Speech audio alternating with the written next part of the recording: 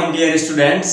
तो गाइस किसी ने सच कहा है कि लाख दलदल हो फिर भी पैर जमाए रखना, हाथ खाली हो फिर भी उठाए रखना, कौन कहता है चलने में पानी नहीं रुकता, अरे बर्फ जमने तक हौसला तो बनाए रखो। तो गाइस हमें हौसला बनाए रखना है और खुद पर विश्वास रखना है। नमस्कार प्यारे विद्यार्थियों, स्वागत आप सभी का उत्थान परिवार में। तो गाइस अपन डिस्कस कर रहे थे खरपतवार के बारे में। इसका एक पार्ट हमने थोड़ा डिस्कस कर लिया था खरपतवार की डेफिनेशन के बारे में कि इसकी परिभाषा क्या होती है और इसका जो इसकी जनरल इंफॉर्मेशन थी वो भी हमने थोड़ी थोड़ी डिस्कस कर ली थी, जो कि ZICR BHU के लेवल की भी थी, जो कि मोस्ट इंपोर्टेंट थी। गाइज आज है खरपतवार का सेकंड पार्ट को देखने से पहले यदि आपने पार्ट फर्स्ट को नहीं देखा तो आप पहले वो देखिए, उसका लिंक हमने डिस्क्रिप्शन में दे रखा है। आज के सेशन में अपन देखेंगे खरपतवार की मुख्य विशेषताओं के बारे में, कैरेक्टरिस्टिक्स इन वीड्स। ठीक है ना, किसकी मुख्य विशेषताएं क्या क्या होती है जिसके कारण इसको अपन क्या कहते हैं, खरपतवार कहते हैं। तो गाइस सेशन को स्टार्ट करने से पहले जो लोग नए हैं चैनल को सब्सक्राइब करें, साथ में बेल आइकन को जरूर प्रेस करें ताकि जो भी हमारा नेक्स्ट वीडियो आए उसका नोटिफिकेशन आपको टाइम टू टाइम मिलता रहे। तो गाइस स्टार्ट करते हैं आज का सेशन। खरपतवार की मुख्य विशेषताएं। मैं डायरेक्टली लिख देता हूं इसको, मुख्य विशेषताएं। और विशेषताओं को अपन क्या कहते हैं, कैरेक्टरिस्टिक्स। क्या कहते हैं गाइस, कैरेक्टरिस्टिक्स इन वीड्स। खरपतवार की कौन कौन सी मुख्य विशेषताएं हैं, उन विशेषताओं के बारे में अपन यहाँ पर डिस्कस करने वाले। तो लेके गाइस यहाँ पर अपन देखते हैं सबसे पहले एक प्लांट बना लेता हूं मैं यहाँ पर खरपतवार का, ताकि हमारे को रटने की आवश्यकता बिल्कुल भी नहीं है। और गाइस मैं आपको बारी बारी से ये कहूंगा कि आपको रटने की कभी भी आवश्यकता नहीं है, क्योंकि मैं आपको रटाने के लिए नहीं, मैं आपको समझाने के लिए आया हूं यहाँ पर। रटाने के लिए तो काफी सब्जेक्ट हो रहे हैं, तो हम रटेंगे थोड़ी, हम क्या करेंगे, समझेंगे, और समझा हुआ हमेशा याद रहेगा हमारे। ठीक है ना गाइस, तो रटना बिल्कुल भी नहीं है। ये किसका पेड़ है, ये कोई भी हमने ले लिया, एक खरपतवार का पौधा ले लिया। ठीक है ना गाइस, किसका पौधा है, एक खरपतवार का पौधा है। अब देखिए गाइस, सभी को पता है इसमें कौन कौन से पार्ट होते हैं। ये वाला पार्ट कौन सा है, ये वाला पार्ट कौन सा है, मैं इसको यहाँ थोड़ा रेड कर देता हूँ, बढ़िया तरीके दिख जाएगा। ये तो क्या है, जड़। पार्ट कौन सा है, रूट पार्ट है, रूट पार्ट। ये कौन सा है, स्टेम, तना है। ये कौन सा है गाइस, स्टेम है, तना है। फिर बात करें, ये क्या है, शाखा। ये क्या है, ब्रांच। क्या है गाइस, ब्रांच है, शाखा है। और ये क्या हो गई, पत्ती। क्या हो गई, पत्ती। और पत्ती को अपन क्या कहते हैं, लीफ। क्या कहते हैं, लीफ। तो ये हो गई पौधे के मुख्य बात जो सभी को पता होना चाहिए। जड़ है, तना है, शाखा है, पत्ती है। इसके अलावा फूल भी आते हैं, बीज भी आते हैं। तो मैं यहाँ पर थोड़ा सा कर देता हूं, मान लीजिए यहाँ पर क्या आ गई, इसके बीज आ गई। क्या आ गई गाइस, बीज आ गई। ठीक है, अब देखिए, रटने की कोशिश बिल्कुल भी मत करना गाइस, रट्टा हुआ आपको कभी भी याद नहीं होगा, और यहां से काफी बार एग्जाम में भी क्वेश्चन पुटअप हुआ है। तो देखिए सबसे पहले अपन बात करते हैं यहाँ पर जड़ की। नीचे से अपन ऊपर चलेंगे, नीचे से अपन क्या करेंगे, ऊपर की ओर चलेंगे। एक एक पार्ट को अपन बिल्कुल बढ़िया तरीके से समझने की कोशिश करेंगे। तो देखिएगा सबसे पहले अपन देखते हैं जड़। अब जड़ से अपन क्या लेंगे, हमारा पहला पॉइंट क्या होगा, जड़ का होगा। जड़ से मतलब जड़ों की अधिक गहराई, जड़ों की अधिक गहराई। फर्स्ट पॉइंट हमारा क्या होगा, जड़ों की अधिक गहराई। तो गाइस कुछ खरपतवार ऐसे होते हैं जिनकी गहराई क्या होती है, मुख्य फसल की तुलना में अधिक होती है। जैसे अपन यहाँ पर ले बाजरा ले, मुख्य खरपतवार। जिस समय हमारी खरीफ की फसल चल रही है बाजरा, तो बाजरा की जड़ क्या होती है, एक झुंड के रूप में होती है जो ऊपर की परत में ही होती है। ठीक है ना, उसका मुख्य खरपतवार कौन सा, बरू। लेकिन इसके अलावा यदि खरपतवार की बात करें तो खरपतवार की जो जड़ें होती है ना गाइस, काफी गहरी होती है। क्या होती है, यहाँ पर आप देख सकते हो, क्या होती है, काफी गहरी होती है, बहुत ज्यादा नीचे चली जाती है। और नीचे से क्या ग्रहण करती है, अब गाइस नीचे चली गई तो नीचे से क्या ग्रहण करेगी, ये पोषक तत्वों को ग्रहण करेगी। किनको ग्रहण करेगी गाइस, पोषक तत्वों को ग्रहण करेंगी। कि फसलों की तुलना में खरपतवार की जड़ें क्या होती है, अधिक गहरी होती है। जैसे फॉर एग्जांपल बात करें यहाँ पर कांस और हिरणखुरी। किसकी बात करें, हिरणखुरी। गाइस जो हिरणखुरी है ना, ये रब्बी की फसल का खरपतवार है, ये आपको पता होना चाहिए। अब हिरणखुरी खरपतवार की जो जड़ है ना, वो 4 से 6 मीटर की गहराई तक जाती है। एक फव्वारे के पाइप की लंबाई कितनी होती है, लगभग एवरेज 6 मीटर के लगभग होती है समथिंग। तो उतनी ही गहराई एक फव्वारे के पाइप की जितनी लंबाई इसकी क्या होती है, जड़ों की गहराई होती है। तो जड़ों की अधिक गहराई में क्या हमने लिया कि खरपतवार की कुछ खरपतवार फसलों की तुलना में क्या होते हैं, जिनकी जड़ें अधिक गहराई में जाती है। एग्जाम्पल लिया हमने कांस और हिरणखुरी। हिरणखुरी की जड़ें जाती है बहुत ज्यादा गहराई में, 4 से 6 मीटर तक की गहराई। ये हमारा फर्स्ट पॉइंट हो गया। ठीक है, अब बात करते हैं यहाँ पर बीज की। किसकी बात करेंगे, बीज में कुछ पॉइंट है जो कि मोस्ट इंपोर्टेंट है। बीज में अपन सबसे पहले बात करेंगे बीज की अंकुरण क्षमता और इसकी जीवन क्षमता। बीज की अंकुरण क्षमता और जीवन क्षमता। अंकुरण क्षमता व जीवन क्षमता। लाइफ की जो कैपेसिटी होती है, बीज के जो खरपतवार का जो बीज होता है, ठीक है ना, उसकी अंकुरण क्षमता कितनी होती है, कैसी होती है, और उनका जो जीवन क्षमता होती है, जीवन की कैपेसिटी, वो कितने दिन तक जीवित रहता है। ठीक है ना। तो गाइस यहाँ पर अपन बात करें कि फसलों की तुलना में खरपतवार के बीज देना काफी दिनों तक क्या होते हैं, अंकुरण होते हैं। जैसे एग्जाम्पल के तौर पर अपन बात करें यहाँ पर बथुआ। एग्जाम्पल किसका लेंगे, बथुआ, चिनोपोडियम एल्बम। इसका बॉटनिकल नेम आपको पता होना चाहिए गाइस, चिनोपोडियम एल्बम। क्या बना दिया इसका, एल्बम। फोटो का एल्बम होता है ना गाइस, एल्बम तो सभी जानते हो, फोटोओं का एल्बम होता है। एंड्रॉइड फोन में एक ऐप भी होता है फोटो के अंदर, एल्बम। ठीक है ना। तो बथुआ क्या है, चिनोपोडियम एल्बम है, और ये रब्बी की फसल का खरपतवार है, ये भी आपको पता होना चाहिए। तो बीज की अंकुरण क्षमता। अब बथुआ जो खरपतवार होता है ना गाइस, इसकी जीवन क्षमता होती है 50 वर्ष। कितनी होती है, 50 वर्ष होती है। ये 50 वर्ष, कई वर्षों तक, फॉर एग्जांपल 50 वर्षों तक ये भूमि में पड़ा रहता है, और हमेशा इसका क्या होता है, जर्मिनेशन होता है, अंकुरण होता है। ठीक है ना गाइस। तो बीजों की फसलों की तुलना में खरपतवार के बीजों की जो जीवन क्षमता है और अंकुरण क्षमता है, वो क्या होती है, अधिक होती है, सीधी सी बात है। फिर बात करें इसमें थर्ड पॉइंट, किसकी, बीज की लेंगे। अंकुरण क्षमता की बात कर ली और जीवन क्षमता की बात कर ली। अब बात करेंगे इसके सुरक्षा आवरण की, बीज के सुरक्षा आवरण। अब है सुरक्षा आवरण। अब देखिए बीज की क्या होगी, सुरक्षा होगी, उस पर क्या होगा, एक विशेष प्रकार का आवरण होगा। बीज है, यहां पर मैं डायग्राम बना देता हूं। ये क्या है, बीज है, और बीज के ऊपर आवरण होता है। आवरण किसका होगा, जैसे फॉर एग्जांपल हमने यहां पर ले लिया, एक तो ले लिया गोखरू, क्या ले लिया, गोखरू ले लिया, और एक ले लिया सत्यानाशी। इसका क्या हो गया, सत्यानाश हो गया। क्या हो गया, सत्यानाश हो गया। तो ये क्या है, बीज। बीज के ऊपर क्या होता है, कांटे के रूप में सख्त कांटेदार एक आवरण होता है बीज के ऊपर। तो ये क्या करेगा, अब कोई बीज है, बीज के ऊपर कांटे लगे हुए होते हैं, तो क्या अपन उस पर डायरेक्ट अटैक करेंगे, कभी नहीं करेंगे। क्यों, क्योंकि कांटों का हमें क्या लगता है, डर लगता है। तो वो डर ही क्या है, इसकी सुरक्षा हो गई, इसका एक मुख्य क्या हो गया, आवरण हो गया। तो गोखरू का बॉटनिकल नेम क्या है, ट्राइबुलस टेरेस्ट्रिस।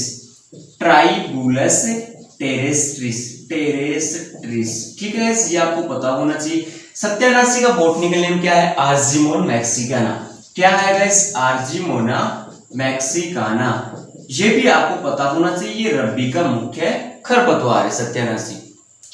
तो सुरक्षा आवरण की हमने बात कर ली। इन पर एक सख्त विशेष प्रकार के कांटेदार क्या होता है, इनका आवरण होता है, जिनसे क्या करते हैं, ये अपनी सुरक्षा करते हैं।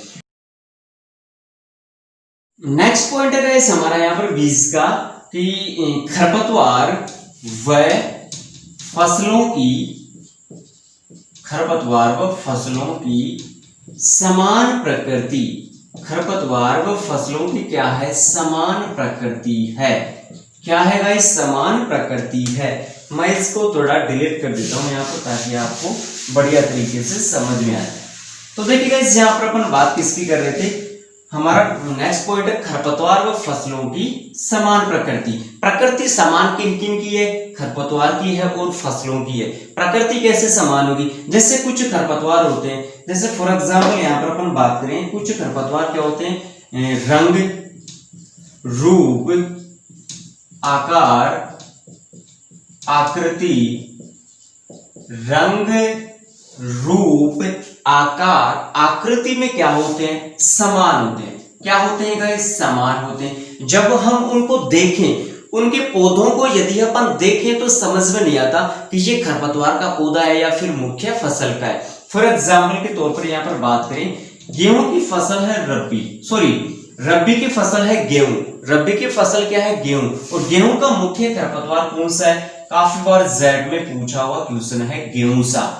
गेहूं की रबी की फसल है और इसका मुख्य खरपतवार कौन सा है, गेहूं सा। अब गेहूं सा का और काफी नाम है, जैसे गेहूं का मामा, इसके अलावा गुल्ली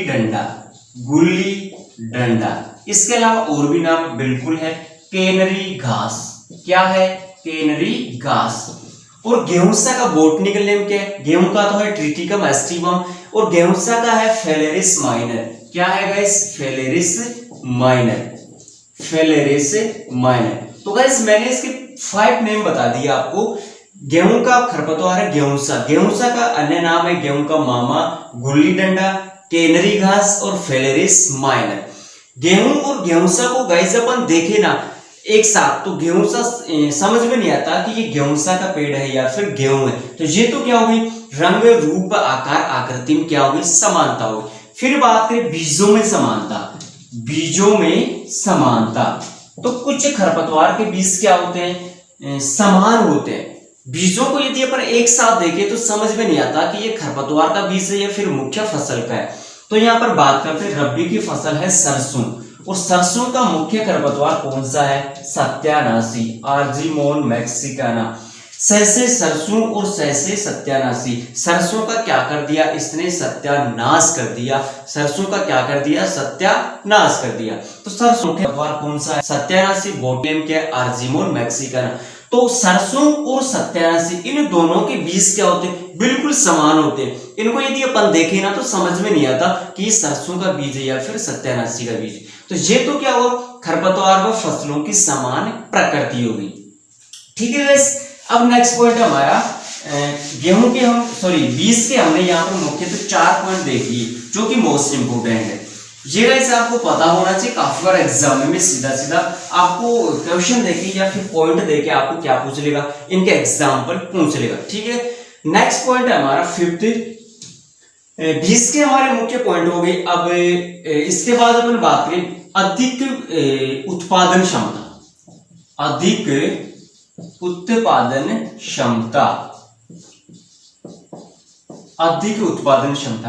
उत्पादन क्षमता किसकी होगी, खरपतवार के बीज की क्या होती है, उत्पादन क्षमता भी क्या होती है, अधिक होती है। जैसे बात करें यहाँ पर जंगली